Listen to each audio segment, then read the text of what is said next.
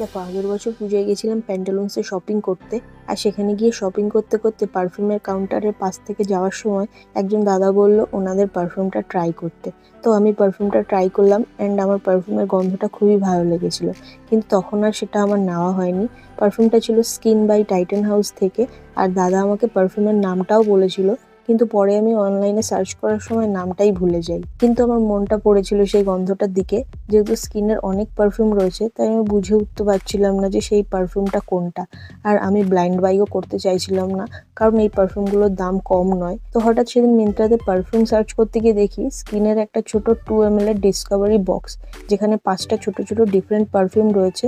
ব্যাস, দেখে তো আমার মনটা খুশি হয়ে গেল। আর আমি কিছু না ভেবেই বক্সটা অর্ডার করে দিয়েছিলাম। বক্সটার দাম ছিল 395 and after all discount and cashback বক্সটা আমি পেয়েছিলাম 178 রুপিসে। তো এই হলো সেই বক্সটা, স্কিন বাই টাইটান।